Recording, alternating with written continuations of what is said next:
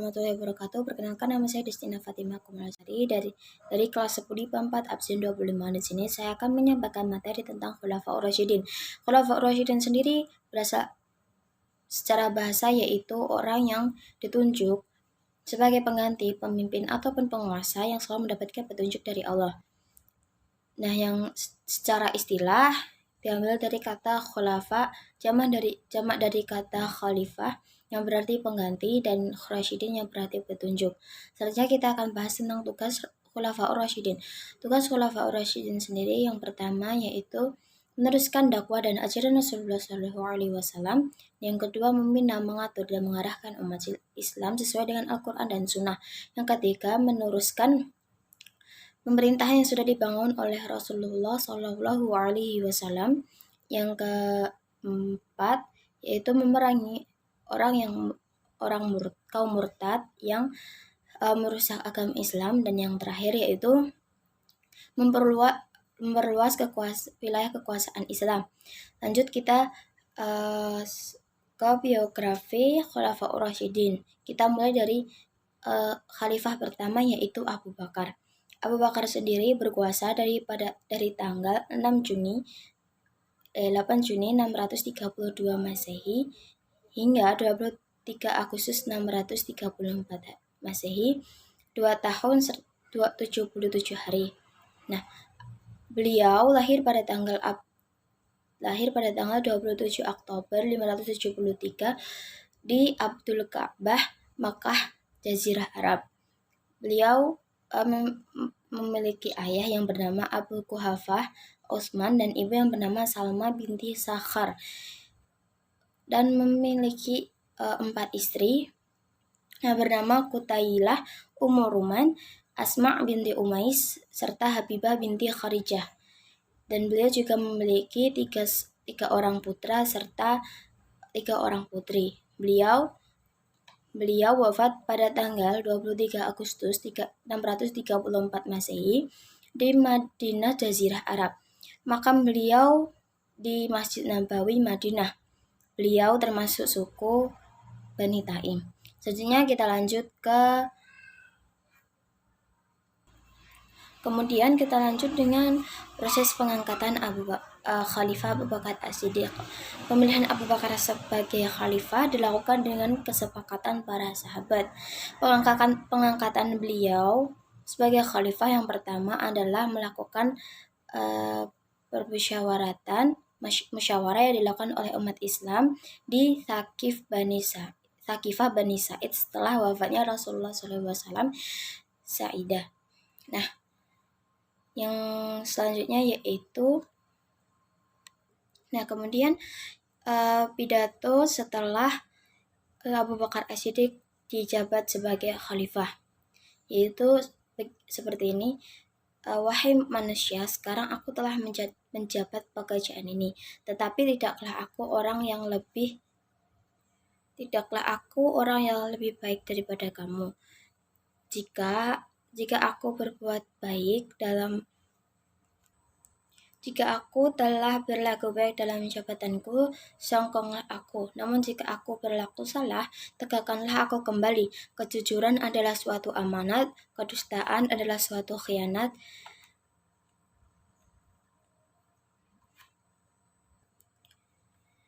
Orang yang kuat di antara kamu di sisiku ia lemah, karena aku tarik dirinya untuk hak si lemah. Orang yang lemah di sisimu, di sisiku ia kuat, sehingga akan kuberikan haknya dari si kuat. Insya Allah, taatlah kepadaku selama aku taat kepada Allah dan Rasul-Nya. Namun, kalau aku melanggar perintah Allah dan Rasul, tidak usah kamu mengikutiku.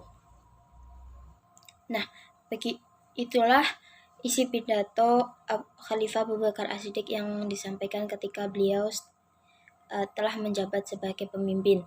Selanjutnya saya akan menyampaikan tentang prestasi-prestasi beliau di saat beliau menjabat sebagai khalifah. Yang pertama yaitu menumpas kelompok-kelompok yang memerangi Islam. Yang kedua, menumpas para nabi palsu. Yang ketiga, dimulainya modifikasi Al-Quran, serta yang keempat, memperluas wilayah kekuasaan Islam. Masa jabat beliau menjabat dari tanggal 8 Juni 632 hingga 23 Agustus 634, berlangsung sekitar 2 tahun 77 hari. Nah, selanjutnya kita akan lanjut dengan kewafatannya Khalifah Abu Bakar As-Siddiq, penyebab kewafatan Khalifah Abu Bakar As-Siddiq. Beliau meninggal dikarenakan penyakit yang dideritanya pada usia 60 hingga 61 tahun. Abu Bakar sendiri dimakamkan di rumah putri Aisyah di samping makam Nabi Muhammad SAW. Nah, selanjutnya kita lanjut dengan khalifah kita yang kedua, yaitu Umar bin Khattab. Pastinya sudah tahu kan Umar bin Khattab. Kita mulai dari biografinya. Biografi beliau lahir pada tahun 584 Masehi, di Mekah Jazirah Arab.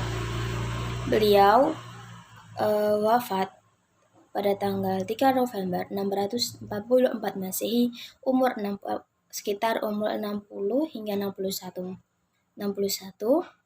di Madinah Jazirah Arab. Makam beliau di Masjid Nabawi Madinah. Beliau termasuk suku Bani Adi. Umar bin Khattab sendiri memiliki ayah yang bernama Khattab bin Nufail dan ibu yang bernama Hantamah binti Hisham.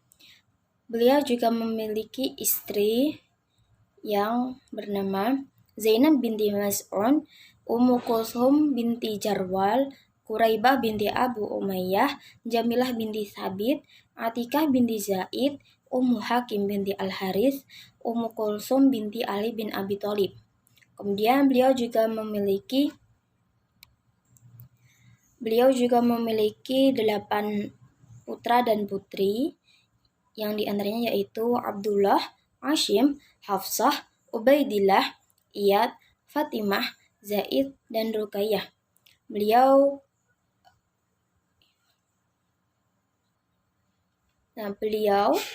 Kita lanjut dengan proses pengangkatan Umar bin Khattab sebagai khalifah.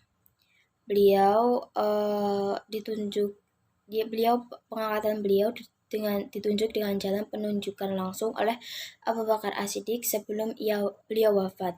Meski ditunjuk langsung, namun keputusan pemilihan Umar disetujui oleh para sahabat lainnya. Nah, kemudian kita lanjut dengan pidato yang disampaikan Umar bin Khattab setelah diangkat sebagai khalifah, yang berbunyi, tidak ada persoalan kalian yang harus aku hadapi lalu diwakilkan kepada orang lain kecuali kepadaku, dan tak ada yang tak hadir di sini lalu meninggalkan perbuatan terpuji dan amanat. Kalau berbuat baik akan kubalas dengan kebaikan, tetapi kalau berbuat jahat terimalah bencana yang akan kutimpakan. Begitu bunyi pidato Umar bin Khattab setelah diangkat sebagai khalifah. Nah, kita lanjut dengan prestasi Khalifah Umar bin Khattab, yaitu yang pertama, memperluas wilayah kekuasaan Islam. Yang kedua, membuat atau menetapkan kalender Hijriah. Yang ketiga, mengatur sistem administrasi keuangan negara. Kemudian kita lanjut dengan masa jabatan beliau. Beliau menjabat sebagai khalifah dari tanggal 23 Agustus 634 hingga 3 November 644. Berjalan sekitar 10 tahun hingga 10 tahun 73 hari.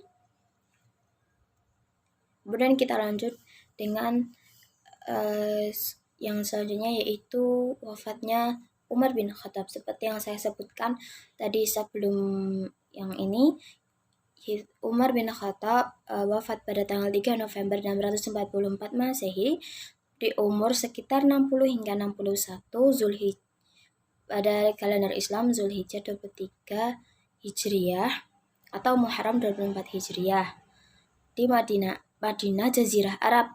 Makam beliau berlokasi di Masjid Nabawi Madinah.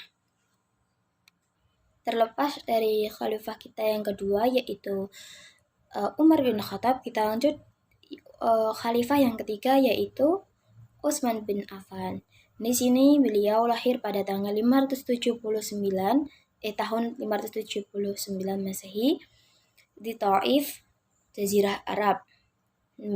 Beliau wafat pada tanggal 17 Juni 656, 17 Zulkaidah 35 Hijriah, Madinah, Jazirah Arab. Makam beliau ada di Jannatul Baqi di Madinah. Beliau memiliki nama lengkap yaitu Utsman bin Affan dan memiliki ayah yang bernama Affan bin Abi al-Ash. Ibunya bernama Arwa binti Quraisy. Beliau memiliki istri yang bernama Ummu Ammar, Asma binti Abu Jahal, Ruqayyah binti Muhammad, Ummu Kulsum binti Muhammad, Fakhitah binti Ghazwan, Ummul Banin binti Uyainah, Fatimah binti Al-Walid, serta Nailah binti Al-Farafishah. Nah, beliau juga memiliki memiliki 4 anak yang bernama Aban, Amr, Said, dan Abdullah. Beliau termasuk suku Quraisy yaitu Umayyah.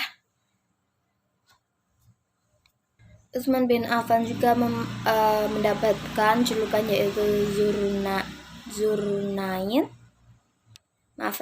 Zunnurain yang memiliki 2 cahaya. Ya. Kita lanjut dengan proses pengangkatan Utsman bin Affan. Utsman bin Affan sendiri menjadi khalifah adalah dengan keputusan Majelis Syuro yang terdiri dari 6 orang. Majelis Syuro ini dibentuk oleh Khalifah Umar sebelum ia wafat. Nah, kemudian kita lanjut dengan pidato Utsman bin Affan setelah menjabat sebagai